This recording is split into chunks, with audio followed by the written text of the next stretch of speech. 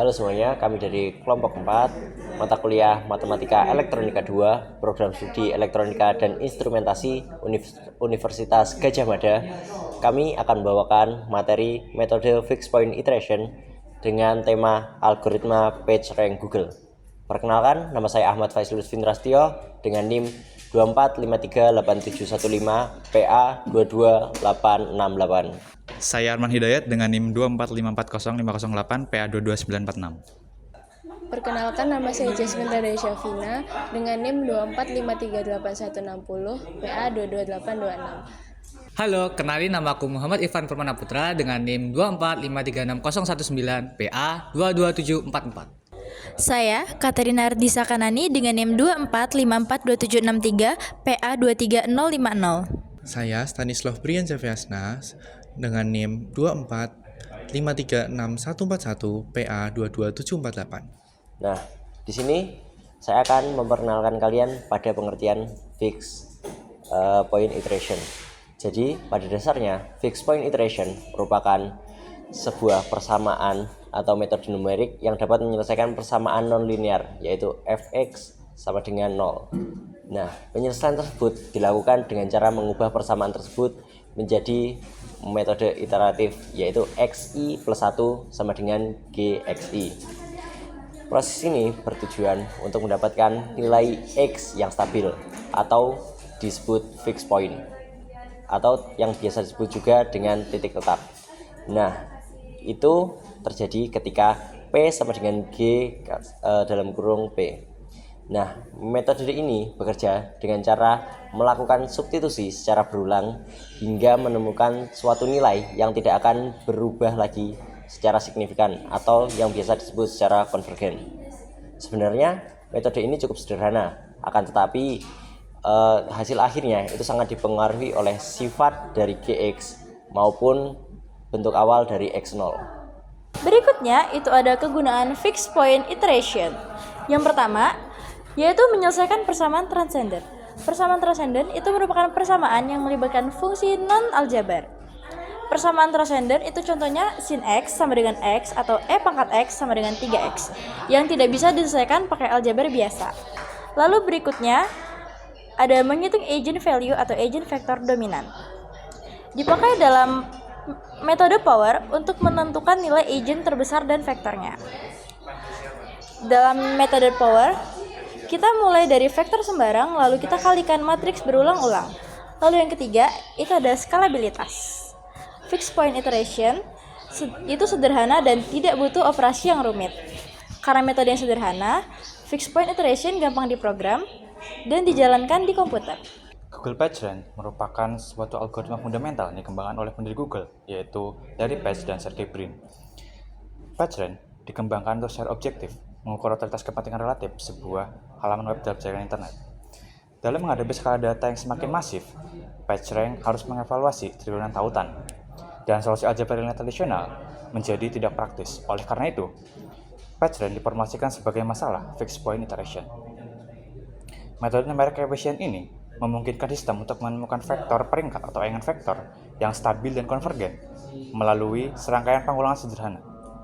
Hasil akhirnya ialah nilai probabilitas kunjungan seorang random server, sebuah metrik yang krusial bagi Google untuk menyusun hasil pencarian berdasarkan kualitas dan relevansi konten, menjadikannya kunci utama dalam mengelola informasi digital global. Di sini saya akan menjelaskan tentang kegunaan fixed point iteration pada Google PageRank. Proses perhitungan PageRank dimulai dengan memberikan nilai awal pada setiap halaman web sebagai tebakan awal. Nilai ini biasanya sama untuk semua halaman. Setelah itu, nilai diperbarui secara berulang dengan memperhatikan jumlah link yang masuk atau in-link dan kualitas halaman yang memberikan link. Setiap kali iterasi dilakukan, nilai ranking halaman akan berubah dan semakin mendekati titik tetap atau fixed point, yaitu kondisi di mana nilai ranking sudah stabil. Setelah cukup banyak pengulangan, perubahan nilai ranking jadi sangat kecil dan dianggap konvergen. Pada titik ini, hasil akhir PageRank sudah bisa digunakan oleh Google untuk menunjukkan seberapa penting, relevan, atau populer suatu halaman dibandingkan dengan halaman lain di internet. Jadi, cara kerja dari Google PageRank yaitu setiap halaman akan memiliki nilai sama. Misalkan kita ada 3 halaman, yaitu Tokopedia, Shopee, dan TikTok. Nah, 3 halaman tersebut akan memiliki nilai sama, yaitu 1 dibagi 3, sekitar 3,3. Nah, dari halaman tersebut, apabila TikTok memiliki link yang mengarah ke Tokopedia, maka Tokopedia akan mendapat semacam poin dari link yang mengarah ke tersebut yang berasal dari TikTok. Nah, nilai tersebut akan dihitung ulang dengan perbandingan berapa link yang diarahkan ke web tersebut secara berulang menggunakan iterasi hingga mendapatkan nilai stabil. Dalam penggunaan algoritmanya juga digunakan damping factor, yaitu sebuah probabilitas yang mewakili kemungkinan pengguna internet untuk menekan atau tidak link tersebut. Jadi ada kemungkinan sebesar 15% untuk pengguna tidak menekan dan 85% untuk pengguna menekan. Selanjutnya, di contoh kasus kita terdapat sebuah jaringan kecil yang terdapat 4 situs web, yaitu web A, web B, C, dan D. Nah, di struktur tautannya, halaman A memiliki tautan ke B dan C, sedangkan halaman B memiliki tautan ke C, halaman C memiliki tautan ke A dan D, dan halaman D memiliki tautan ke C.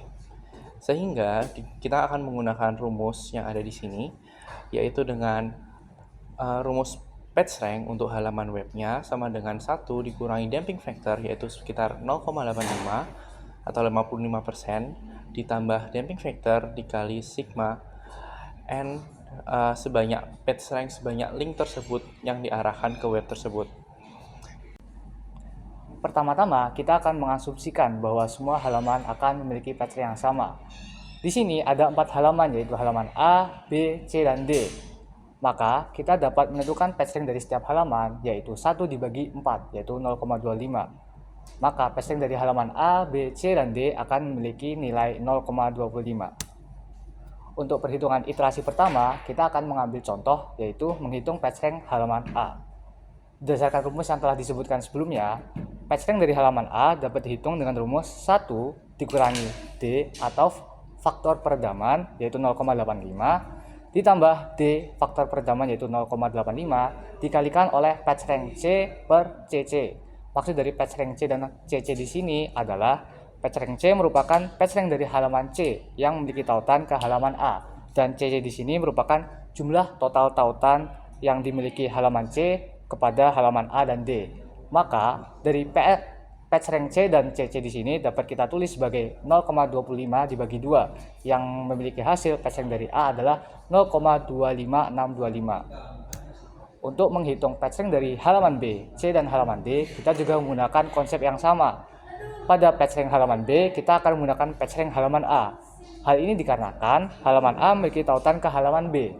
Begitupun juga pada PageRank halaman C, karena halaman A, B, dan D memiliki tautan ke halaman C, maka kita akan menghitung PRC menggunakan PageRank A, PageRank B, dan PageRank D. Dan yang terakhir, kita akan menghitung PageRank D menggunakan PageRank halaman C, karena halaman C memiliki tautan ke halaman D. Untuk hasil akhirnya, kita akan menggunakan hasil yang sudah tidak akan berubah atau hasilnya sudah stabil. Untuk PageRank dari A, B, C, dan D akan sekitar kurang lebih 0,791, 0,486, 1,547, dan 0,791. Jadi kesimpulannya, algoritma Google PageRank itu sebenarnya pakai metode iterasi tetap. Intinya, seluruh jaringan link di internet bisa diformulasikan sebagai sistem persamaan. Nah, kalau sistem sebesar itu langsung kita selesaikan secara matematis, bakal berat dan ribet. Makanya kita pakai cara iterasi berulang dengan bentuk RK plus 1 sama dengan G RK. Dengan cara ini, nilai ranking tiap halaman web dihitung sedikit demi sedikit, terus berulang-ulang sampai stabil. Hasil akhirnya adalah vektor peringkat yang konvergen, yaitu agent vektor yang menunjukkan seberapa penting sebuah halaman di internet. Membenci matematika tidak akan membuatnya menjadi mudah. Matematika hanya berisi angka-angka. Matematika mudah dan menyenangkan, bukan?